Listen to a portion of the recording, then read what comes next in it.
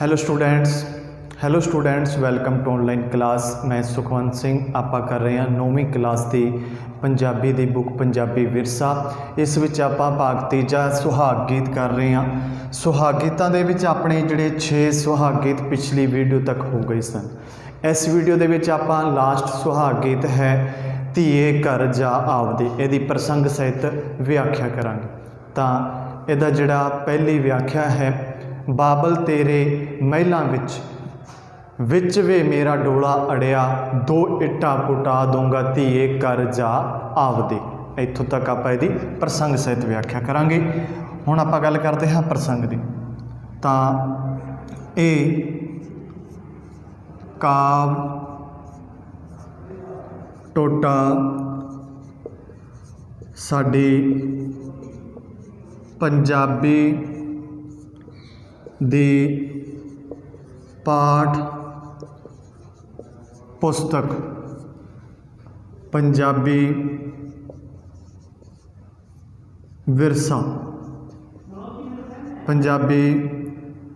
विरसा विच दर्ज सुहाग गीत धीए घर जा आवदे विचों लिया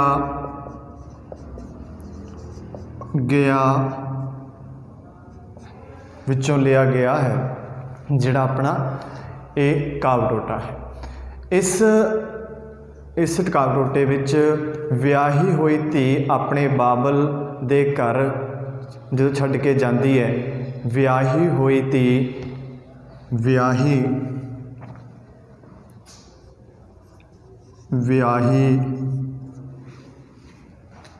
विआही हुई धी जद अपने बाबल दा घर छड्ड के जाती है, जिहड़ी धी विआही जा चुकी है अपने बाबल दा घर छड्ड के जाती है, तां उस दा मोह इस घर नाल ही पिया रहिंदा है। जिहड़ा उस दा मोह है तां उस दा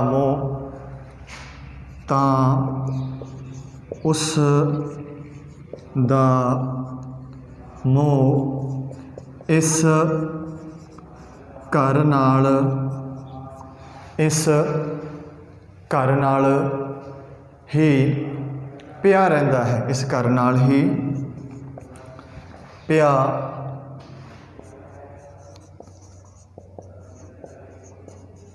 रहिंदा है। जिहड़ी धी दा वो बाबल दे घरों ना जाण लई कई तरह दियां दलीलां दिंदी है। जिहड़ी धी है वो बाबल दे घरों ना जाण लई कई दलीलां दिंदी है। कई दलीलां दिंदी है कि उसका बाबल उसनों अपने घर विच रख लवे। प्रसंग सी दोबारा फिर बोलिया जाता है, आराम नाल सुन के नोट करना है। एक काव टोटा साडी पंजाबी दी पाठ पुस्तक पंजाबी विरसा विच दर्ज सुहाग गीत धीए घर जा आवदे विचों लिया गया है। इस विच विआही हुई धी जदों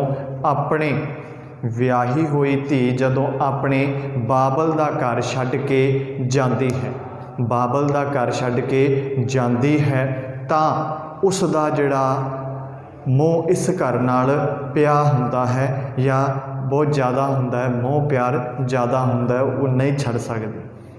वो अपने बाबल नूं घरों ना जाण लई कई तरह दियां जिहड़ियां दलीलां दिंदी है। ਤਾਂ ਘਰੋਂ ਨਾ ਜਾਣ ਲਈ ਕਈ ਦਲੀਲਾਂ ਦਿੰਦੀ ਹੈ, ਕਈ ਤਰ੍ਹਾਂ ਦੀਆਂ ਦਲੀਲਾਂ ਦਿੰਦੀ ਹੈ, ਗੱਲਾਂ ਦਿੰਦੀ ਹੈ, ਉਦਾਹਰਨਾਂ ਵੀ ਉਹ ਗੱਲ ਕਹਿੰਦੀ ਹੈ ਵੀ ਕਿਵੇਂ ਨਾ ਕਿਵੇਂ ਉਹਦਾ ਬਾਬਲ ਨੂੰ ਆਪਣੇ ਕੋਲ ਰੱਖ ਲਵੇ। ਹੁਣ ਗੱਲ ਕਰਦੇ ਹਾਂ ਵਿਆਖਿਆ ਦੀ। ਪਹਿਲਾਂ ਤੁਸੀਂ ਆਰਾਮ ਨਾਲ ਸੁਣ ਕੇ ਲਿਖਣਾ ਹੈ, ਫਿਰ ਆਪਾਂ ਉਹਨੂੰ ਸਮਝਾਂਗੇ। ਤਾਂ ਵਿਆਖਿਆ, ਵਿਆਹੀ ਹੋਈ ਧੀ, ਹਰ ਇੱਕ ਲਾਈਨ ਨੂੰ ਦੋ ਦੋ ਵਾਰ ਬੋਲਿਆ ਜਾਊਗਾ, ਆਰਾਮ ਨਾਲ ਲਿਖਣਾ ਤੁਸੀਂ। ਵਿਆਹੀ ਹੋਈ ਧੀ ਆਪਣੇ ਬਾਬਲ ਦਾ ਘਰ, ਵਿਆਹੀ ਹੋਈ ਧੀ ਆਪਣੇ ਬਾਬਲ ਦਾ ਘਰ ਛੱਡ ਕੇ ਨਹੀਂ ਜਾਣਾ ਚਾਹੁੰਦੀ। ਜਿਹੜੀ ਵਿਆਹੀ ਹੋਈ ਧੀ ਹੈ ਉਹ ਆਪਣੇ ਬਾਬਲ ਦਾ ਘਰ ਹੈ, ਉਹ ਛੱਡ ਕੇ ਨਹੀਂ ਜਾਣਾ ਚਾਹੁੰਦੀ ਤੇ ਵੱਖ ਵੱਖ ਦਲੀਲਾਂ ਦਿੰਦੀ ਹੈ। ਵਿਆਹੀ ਹੋਈ ਧੀ ਬਾਬਲ ਦਾ ਘਰ ਛੱਡ ਕੇ ਨਹੀਂ ਜਾਣਾ ਚਾਹੁੰਦੀ ਤੇ ਵੱਖ ਵੱਖ ਦਲੀਲਾਂ ਦਿੰਦੀ ਹੈ। ਧੀ ਕਹਿੰਦੀ ਹੈ ਕਿ ਬਾਬਲ ਦੇ ਮਹਿਲਾਂ ਵਿੱਚ ਉਸ ਦਾ ਡੋਲਾ ਅੜ ਗਿਆ ਹੈ। ਬਾਬਲ ਦੇ ਮਹਿਲਾਂ ਵਿੱਚ ਉਸ ਦਾ ਡੋਲਾ ਹੈ, ਉਹ ਅੜ ਗਿਆ ਹੈ। ਬਾਬਲ ਉਸ ਦੀ ਦਲੀਲ ਨੂੰ ਖਾਰਿਜ ਕਰਦਾ ਹੋਇਆ, ਨਾ ਮੰਨਦਾ ਹੋਇਆ, ਖਾਰਿਜ ਦਾ ਭਾਵ ਹੁੰਦਾ ਹੈ ਵੀ ਉਹ ਗੱਲ ਨਾ ਮੰਨਦਾ ਹੋਇਆ, ਬਾਬਲ ਉਸ ਦੀ ਦਲੀਲ ਨੂੰ ਖਾਰਿਜ ਕਰਦਾ ਹੋਇਆ ਕਹਿੰਦਾ ਹੈ। ਜਿਹੜਾ ਬਾਬਲ ਦਾ ਭਾਵ ਉਸ ਧੀ ਦਾ ਬਾਪ, ਦਲੀਲ ਖਾਰਿਜ ਕਰਦਾ ਹੋਇਆ ਕਹਿੰਦਾ ਹੈ ਕਿ ਉਹ ਮਹਿਲਾਂ ਦੀਆਂ 2 ਇੱਟਾਂ ਪੁਟਾ ਦੇਵੇਗਾ। ਮਹਿਲਾਂ ਦੀਆਂ 2 ਇੱਟਾਂ ਭਾਵ ਪੱਟ ਦੇਵੇਗਾ, ਕਾਸ ਵਾਸਤੇ ਕਿ ਉਹਦੀ ਧੀ ਦਾ ਜਿਹੜਾ ਡੋਲਾ ਹੈ ਉਹ ਉੱਥੋਂ ਲੰਘ ਜਾਵੇ। ਮਹਿਲਾਂ ਦੀਆਂ 2 ਇੱਟਾਂ ਪੁਟਾ ਦੇਵੇਗਾ। ਇਸ ਲਈ ਧੀ ਨੂੰ ਆਪਣੇ ਸਹੁਰੇ ਘਰ ਜਾਣਾ ਚਾਹੀਦਾ ਹੈ। ਇਸ ਲਈ ਧੀ ਨੂੰ ਆਪਣੇ ਸਹੁਰੇ ਘਰ ਜਾਣਾ ਚਾਹੀਦਾ ਹੈ। ਲਿਖ ਲਿਆ ਹੋਊਗਾ। ਹੁਣ ਆਪਾਂ ਇਹਨੂੰ ਸਮਝਦੇ ਹਾਂ। ਬਾਬਲ ਤੇਰੇ ਮਹਿਲਾਂ ਦੇ ਵਿੱਚ ਮੇਰਾ ਡੋਲਾ ਅੜਿਆ ਵੇ, 2 ਇੱਟ ਪੁਟਾ ਦੂੰਗਾ ਧੀਏ ਕਰ ਜਾਵਦੇ। ਬਾਬਲ ਤੇਰੇ ਮਹਿਲਾਂ, ਹੁਣ ਜਿਹੜੀ ਮੁਟਿਆਰ ਵਿਆਹੀ ਜਾ ਚੁੱਕੀ ਧੀ ਆਪਣੇ ਬਾਬਲ ਦੇ ਘਰ ਦੀ ਤੁਲਨਾ ਕਰਦੀ ਹੈ ਮਹਿਲ ਦੇ ਨਾਲ। ਉਹ ਕਹਿੰਦੀ ਹੈ ਜਿਹੜਾ ਤੇਰਾ ਘਰ ਹੈ, ਜਿਹੜਾ ਤੇਰਾ ਮਹਿਲ ਹੈ, ਜਦੋਂ ਬਾਬਲ ਦੇ ਘਰੋਂ ਜਿਹੜੀ ਧੀ ਵਿਆਹੀ ਜਾ ਚੁੱਕੀ ਉਹਦਾ ਜਦੋਂ ਡੋਲਾ ਤੁਰਦਾ ਹੈ ਤਾਂ ਉਹ ਕਹਿੰਦੀ ਮੇਰਾ ਡੋਲਾ ਅੜ ਗਿਆ ਹੈ ਤੇਰੇ ਮਹਿਲਾਂ ਦੇ ਵਿੱਚ। ਤਾਂ ਉਹ ਦਲੀਲ ਦਿੰਦੀ ਹੈ, ਆਪਣੇ ਬਾਪ ਨੂੰ ਦਲੀਲਾਂ ਦਿੰਦੀ ਹੋਈ, ਤਰਕ ਕਰਦੀ ਹੋਈ ਆਪਣੇ ਬਾਪ ਨੂੰ ਕਹਿੰਦੀ ਹੈ ਵੀ ਮੈਨੂੰ ਤੂੰ ਰੱਖ ਲੈ, ਆਪਦੇ ਘਰ ਰੱਖ ਲੈ, ਕਿਉਂਕਿ ਧੀ ਦਾ ਆਪਣੇ ਬਾਬਲ ਦੇ ਨਾਲ, ਆਪਣੇ ਮਾਂ ਪਿਓ ਨਾਲ ਬਹੁਤ ਪਿਆਰ ਹੁੰਦਾ ਹੈ। ਧੀ ਕਹਿੰਦੀ ਹੈ ਕਿ ਉਸ ਦੇ ਮਹਿਲਾਂ ਦੇ ਵਿੱਚ ਉਸ ਦਾ ਜਿਹੜਾ ਡੋਲਾ ਹੈ, ਭਾਵ ਜਿਹੜੀ ਉਹਦੀ ਡੋਲੀ ਜਿਸ 'ਤੇ ਉਹਨੇ ਬੈਠ ਕੇ ਆਪਦੇ ਸਹੁਰੇ ਘਰ ਜਾਣਾ ਹੈ, ਉਹ ਅੜ ਗਿਆ ਹੈ। ਬਾਬਲ ਉਹਦੀ ਗੱਲ, ਉਹਦੀ ਦਲੀਲ ਨੂੰ ਖਾਰਿਜ ਕਰਦਾ ਹੈ, ਭਾਵ ਜਿਹੜੀ ਉਹਨੇ ਗੱਲ ਕਹੀ ਸੀ ਉਸ ਨੂੰ ਨਾ ਮਨਜ਼ੂਰ ਕਰਦਾ ਹੈ, ਖਾਰਿਜ ਕਰ ਦਿੰਦਾ ਹੈ ਅਤੇ ਕਹਿੰਦਾ ਹੈ ਕਿ ਮੈਂ ਤੇਰੇ ਡੋਲੇ ਲੰਘਣ ਲਈ 2 ਜਿਹੜੀਆਂ ਇੱਟਾਂ ਅੜਦੀਆਂ ਉਹਨਾਂ ਨੂੰ ਪੱਟ ਦੂੰਗਾ, ਪੁਟਾ ਦੂੰਗਾ, ਪਰ ਧੀਏ ਤੂੰ ਆਪਦੇ ਘਰ ਜਾ, ਧੀਏ ਤੂੰ ਆਪਦੇ ਘਰ ਜਾ। ਹੁਣ ਆਪਾਂ ਗੱਲ ਕਰਦੇ ਹਾਂ ਦੂਜੀ ਵਿਆਖਿਆ ਦੀ। ਉਸੇ ਤਰ੍ਹਾਂ ਹੀ ਸ਼ੁਰੂਆਤੀ ਸ਼ਬਦ ਉਹੀ ਆਪਣੇ ਹੋਣਗੇ। ਬਾਬਲ ਤੇਰੇ, ਬਾਬਲ ਤੇਰੇ ਹੁਣ ਆਪਣੇ ਪਹਿਲੀ ਸੀ ਬਾਬਲ ਤੇਰੇ ਮਹਿਲਾਂ ਵਿੱਚ, ਦੂਜੇ 'ਚ ਆ ਜਾਊਗਾ ਬਾਬਲ ਤੇਰੇ ਬਾਗਾਂ ਵਿੱਚ, ਵਿੱਚ ਵੇ ਮੇਰਾ ਡੋਲਾ ਅੜਿਆ, 2 ਬੂਟੇ ਪੁਟਾ ਦੂੰਗਾ ਧੀਏ ਘਰ ਜਾਵਦੇ। ਬਾਬਲ ਤੇਰੇ ਬਾਗਾਂ ਦੇ ਵਿੱਚ ਵਿੱਚ ਵੇ ਮੇਰਾ ਡੋਲਾ ਅੜਿਆ, 2 ਬੂਟੇ ਪੁਟਾ ਦੂੰਗਾ ਧੀਏ ਘਰ ਜਾ ਆਵਦੇ। ਤਾਂ ਜਿਹੜੀ ਵਿਆਹੀ ਹੋਈ ਧੀ, ਦੂਜੀ ਵਿਆਖਿਆ ਲਿਖਣੀ ਹੈ, ਵਿਆਹੀ ਹੋਈ ਧੀ ਆਪਣੇ ਬਾਬਲ ਦਾ ਘਰ ਛੱਡ ਕੇ ਨਹੀਂ ਜਾਣਾ ਚਾਹੁੰਦੀ।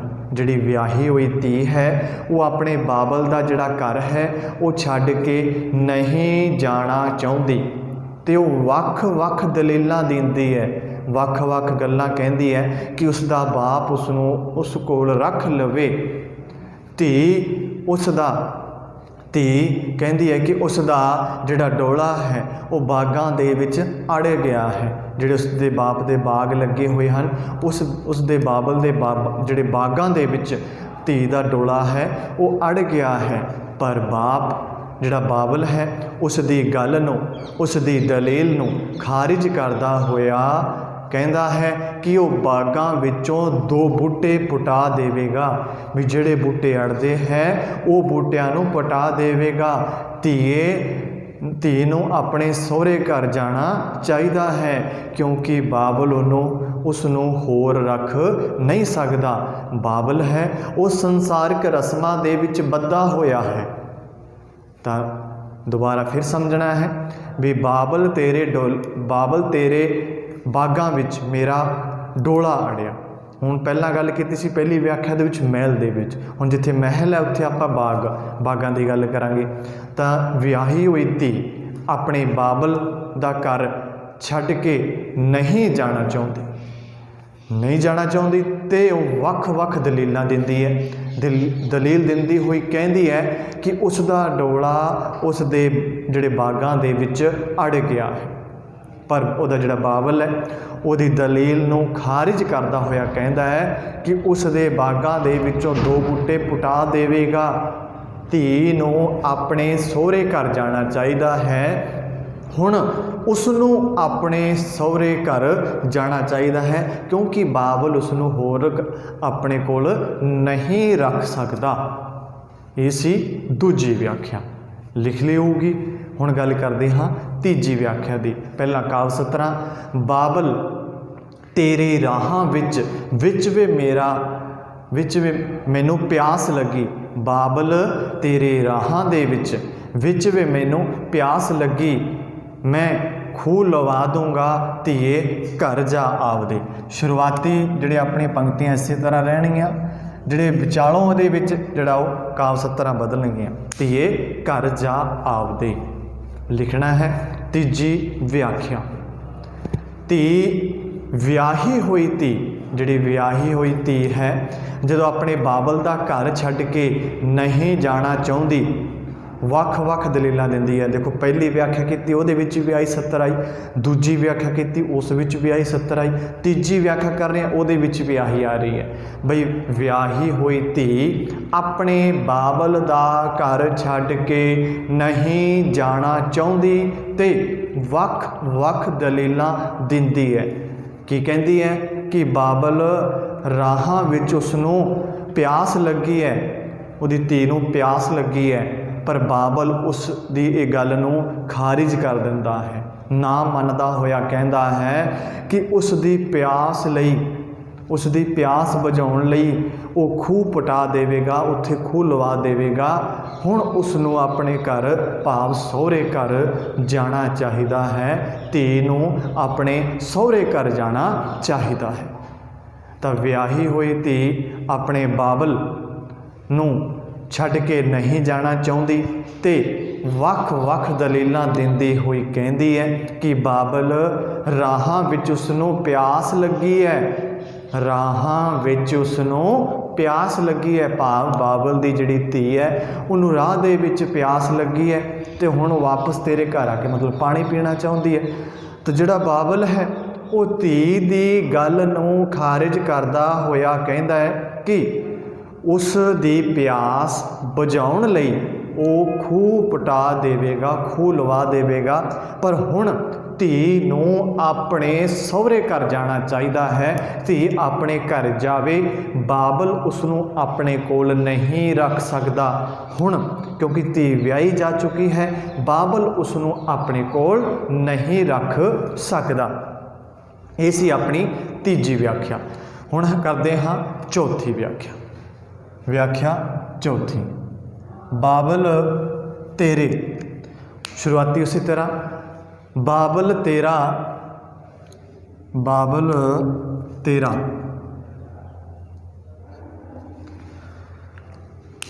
बाबल तेरा वड्डा पिपल ਵੇ ਬਾਬਲ ਸਾਨੂੰ ਝੂਟ ਲੈਣ ਦੇ। ਬਾਬਲ ਤੇਰਾ ਵੱਡਾ ਪਿੱਪਲ ਵੇ ਬਾਬਲ ਸਾਨੂੰ ਝੂਟ ਲੈਣ ਦੇ। ਝੂਟਣ ਮੇਰੀਆਂ ਪੋਤਰੀਆਂ ਧੀਏ ਘਰ ਜਾ ਆਵਦੇ। ਧੀਏ ਘਰ ਜਾ ਆਵਦੇ। ਵਿਆਹੀ ਹੋਈ ਧੀ ਆਪਣੇ ਬਾਬਲ ਦਾ ਘਰ ਛੱਡਣ ਲਈ ਛੱਡ ਕੇ ਨਹੀਂ ਜਾਣਾ ਚਾਹੁੰਦੀ ਤੇ ਵੱਖ-ਵੱਖ ਦਲੀਲਾਂ ਦਿੰਦੀ ਹੈ। ਵਿਆਹੀ ਹੋਈ ਧੀ ਆਪਣੇ ਬਾਬਲ ਦਾ ਘਰ ਨਹੀਂ ਛੱਡਣਾ ਚਾਹੁੰਦੀ ਤੇ ਵੱਖ-ਵੱਖ ਦਲੀਲਾਂ ਦਿੰਦੀ ਹੈ। ਕਹਿੰਦੀ ਹੈ ਕਿ ਉਹ ਬਾਬਲ ਨੂੰ ਕਹਿੰਦੀ ਹੈ ਕਿ ਉਸ ਦੇ ਵੱਡੇ ਪਿੱਪਲ ਉੱਤੇ ਉਸ ਦੀ ਧੀ ਨੂੰ ਝੂਟੇ ਲੈ ਲੈਣ ਦੇ। ਪੀਂਘ ਪਾਈ ਹੈ, ਭਾਵ ਜਿਹੜੀ ਬਾਬਲ ਨੂੰ ਉਹਦੀ ਧੀ ਮਿੰਨਤ ਕਰਦੀ ਹੈ ਵੀ ਜਿਹੜਾ ਤੇਰੇ ਪਿੱਪਲ ਲੱਗਿਆ ਹੈ, ਵੱਡਾ ਦਰਖਤ ਲੱਗਿਆ ਹੈ, ਇਹ 'ਤੇ ਜਿਹੜੀ ਪੀਂਘ ਪਾਈ ਹੈ ਉਸ 'ਤੇ ਮੈਨੂੰ ਝੂਟ ਲੈਣ ਦੇ, ਭਾਵ ਝੂਟੇ ਲੈ ਲੈਂਦੇ, ਮੈਂ ਪੀਂਘ ਲੈਣ ਦੇ। ਬਾਬਲ ਉਸ ਦੀ ਗੱਲ ਨੂੰ ਖਾਰਜ ਕਰਦਾ ਹੋਇਆ ਕਹਿੰਦਾ ਹੈ। ਬਾਬਲ ਹੈ ਉਸ ਦੀ ਗੱਲ ਨੂੰ ਖਾਰਜ ਕਰਦਾ ਹੋਇਆ ਕਹਿੰਦਾ ਹੈ ਕਿ ਹੁਣ ਮੇਰੀਆਂ ਪੋਤਰੀਆਂ ਝੂਟਣਗੀਆਂ, ਤੂੰ ਘਰ ਜਾ ਆਵਦੇ। ਬਾਬਲ ਆਪਣੀ ਧੀ ਨੂੰ ਕਹਿੰਦਾ ਹੈ ਕਿ ਹੁਣ ਮੇਰੀਆਂ ਪੋਤੀਆਂ ਹੈ ਉਹ ਜਿਹੜੀ ਪੀਂਘ ਝੂਟਣਗੀਆਂ, ਧੀਏ ਤੂੰ ਆਪਦੇ ਸਹੁਰੇ ਘਰ ਜਾ। ਤਾਂ ਚੌਥੀ ਵਿਆਖਿਆ ਸੀ ਬਾਬਲ ਤੇਰਾ ਵੱਡਾ ਪਿੱਪਲ ਵੇ ਬਾਬਲ ਸਾਨੂੰ ਝੂਟ ਲੈਣਾ ਦੇ। ਝੂਟਣ ਮੇਰੀਆਂ ਪੋਤਰੀਆਂ ਧੀਏ ਜਾ ਕਰ ਆਵਦੇ। ਤਾਂ ਵਿਆਹੀ ਹੋਈ ਧੀ ਜਦੋਂ ਆਪਣੇ ਬਾਬਲ ਦਾ ਘਰ ਛੱਡਣਾ ਨਹੀਂ ਚਾਹੁੰਦੀ ਤੇ ਵੱਖ-ਵੱਖ ਦਲੀਲਾਂ ਦਿੰਦੀ ਹੈ। ਵੱਖ-ਵੱਖ ਦਲੀਲਾਂ ਦਿੰਦੀ ਹੋਈ ਕਹਿੰਦੀ ਹੈ ਕਿ ਬਾਬਲ ਨੂੰ ਕਹਿੰਦੀ ਹੈ ਕਿ ਉਸ ਨੂੰ ਉਸ ਦੇ ਵੱਡੇ ਪਿੱਪਲ ਉੱਤੇ ਉਸ ਦੀ ਧੀ ਨੂੰ ਝੂਟ ਲੈਣ ਦੇ, ਪੀਂਘਾਂ 'ਚ ਝੂਟੇ ਲੈ ਲੈਣ ਦੇ। ਪਰ ਬਾਬਲ ਉਸ ਦੀ ਗੱਲ ਨੂੰ ਖਾਰਿਜ ਕਰ ਦਿੰਦਾ ਹੈ, ਨਾ ਮਨਜ਼ੂਰ ਕਰਦਾ ਹੈ, ਗੱਲ ਨੂੰ ਨਹੀਂ ਮੰਨਦਾ ਤੇ ਕਹਿੰਦਾ ਹੈ ਕਿ ਹੁਣ ਮੇਰੀਆਂ ਪੋਤਰੀਆਂ ਝੂਟਣਗੀਆਂ। ਜਿਹੜਾ ਪਿੱਪਲ ਦੇ ਉੱਤੇ ਪੀਂਘਾਂ ਹੈ ਉਸ ਪੀਂਘਾਂ 'ਤੇ ਮੇਰੀਆਂ ਪੋਤਰੀਆਂ ਜਿਹੜੀਆਂ ਹੈ ਉਹ ਝੂਟਣਗੀਆਂ। ਤੂੰ ਆਪਦੇ ਘਰ ਜਾ ਧੀਏ, ਤੂੰ ਆਪਦੇ ਘਰ ਜਾ। ਤਾਂ ਬਾਬਲ ਉਸ ਨੂੰ ਆਪਦੀ ਧੀ ਨੂੰ ਕਹਿੰਦਾ ਹੈ ਕਿ ਤੂੰ ਆਪਦੇ ਘਰ ਜਾ, ਮੈਂ ਤੈਨੂੰ ਹੁਣ ਹੋਰ ਆਪਣੇ ਕੋਲ ਨਹੀਂ ਰੱਖ ਸਕਦਾ। ਇਹ ਸੀ ਚੌਥਾ। ਹੁਣ ਗੱਲ ਕਰਦੇ ਹਾਂ ਇਸ ਦੇ ਲਾਸਟ ਜਿਹੜਾ ਆਪਣਾ ਵਿਆਖਿਆ ਹੈ ਬਾਬਲ ਤੇਰਾ ਲੰਮਾ ਵਿਹੜਾ ਵੇ। ਬਾਬਲ ਤੇਰਾ ਲੰਮਾ ਵਿਹੜਾ ਵੇ ਖੇਡ ਲੈਣ ਦੇ। ਖੇਡਣ ਮੇਰੀਆਂ ਪੋਤਰੀਆਂ ਧੀਏ ਘਰ ਜਾ ਆਵਦੇ।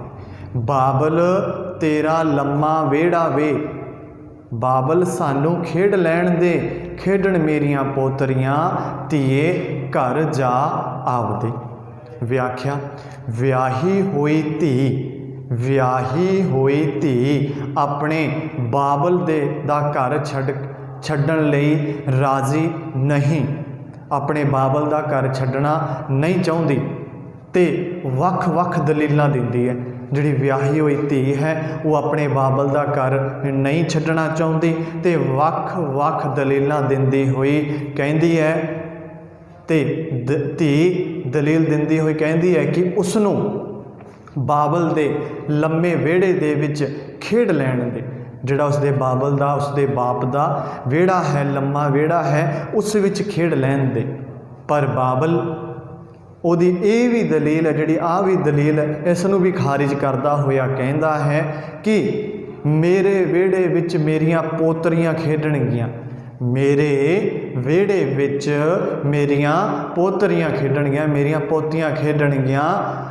ਧੀਏ ਤੂੰ ਆਪਣੇ ਸਹੁਰੇ ਘਰ ਜਾ, ਮੈਂ ਤੈਨੂੰ ਆਪਣੇ ਘਰ ਨਹੀਂ ਰੱਖ ਸਕਦਾ।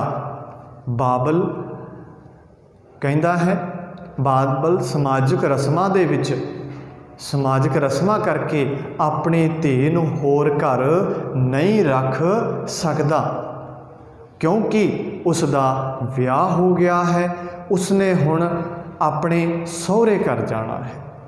ਤਾਂ ਵਿਆਹੀ ਹੋਈ ਧੀ ਬਾਬਲ ਦਾ ਘਰ ਨਹੀਂ ਛੱਡਣ ਲਈ ਰਾਜੀ ਨਹੀਂ ਹੁੰਦੀ ਅਤੇ ਵੱਖ-ਵੱਖ ਦਲੀਲਾਂ ਦਿੰਦੀ ਹੋਈ ਕਹਿੰਦੀ ਹੈ ਕਿ ਬਾਬਲ ਤੇਰੇ ਲੰਮੇ ਵਿਹੜੇ ਵਿੱਚ ਸਾਨੂੰ ਖੇਡ ਲੈਣ ਦੇ। ਪਰ ਬਾਬਲ ਉਸ ਦੀ ਇਹ ਵੀ ਦਲੀਲ ਨੂੰ ਖਾਰਿਜ ਕਰ ਦਿੰਦਾ ਹੈ। ਖਾਰਿਜ ਕਰਦਾ ਹੋਇਆ ਕਹਿੰਦਾ ਹੈ ਕਿ ਇਸ ਵਿਹੜੇ ਦੇ ਵਿੱਚ, ਮੇਰੇ ਵਿਹੜੇ ਦੇ ਵਿੱਚ ਮੇਰੀਆਂ ਪੋਤਰੀਆਂ ਖੇਡਣਗੀਆਂ, ਤੂੰ ਆਪਣੇ ਸਹੁਰੇ ਘਰ ਜਾ, ਮੈਂ ਤੈਨੂੰ ਆਪਣੇ ਘਰ ਵਿੱਚ ਨਹੀਂ ਰੱਖ ਸਕਦਾ। ਬਾਬਲ ਸਮਾਜਿਕ ਰਸਮਾਂ ਵਿੱਚ ਬੱਧਾ ਹੋਣ ਕਰਕੇ ਧੀ ਨੂੰ ਆਪਣੇ ਕੋਲ ਨਹੀਂ ਰੱਖ ਸਕਦਾ, ਇਸ ਲਈ ਉਹ ਧੀ ਨੂੰ ਆਪਣੇ ਸਹੁਰੇ ਘਰ ਜਾਣ ਲਈ ਕਹਿੰਦਾ ਹੈ, ਕਿਉਂਕਿ ਧੀ ਹੈ ਉਹ ਵਿਆਹੀ ਜਾ ਚੁੱਕੀ ਹੈ। ਤਾਂ ਇਹ ਸੀਗਾ ਆਪਣਾ ਜਿਹੜਾ ਸੁਹਾਗ ਗੀਤ ਦਾ ਜਿਹੜੇ 7ਵਾਂ ਸੁਹਾਗ ਗੀਤ। ਹੁਣ ਆਪਣੇ ਜਿਹੜੇ ਇਸ ਸੁਹਾਗ ਗੀਤ ਦੇ 7 ਸੁਹਾਗ ਗੀਤ ਦੂਜੇ ਪਾਠ ਦੇ ਪੂਰੇ ਹੋ ਗਏ ਹਨ। ਜਿਹੜੇ ਹੁਣ ਆਪਾਂ ਕਰਾਂਗੇ ਇਹਨਾਂ ਦੇ ਪ੍ਰਸ਼ਨ ਉੱਤਰ। ਉਨੇ ਸਮੇਂ ਦੇ ਵਿੱਚ ਤੁਸੀਂ ਇਸ ਸੁਹਾਗ ਗੀਤ ਨੂੰ ਚੰਗੀ ਤਰ੍ਹਾਂ ਸੁਣਨਾ, ਸਮਝਣਾ, ਨੋਟ ਕਰਨਾ। ਧੰਨਵਾਦ।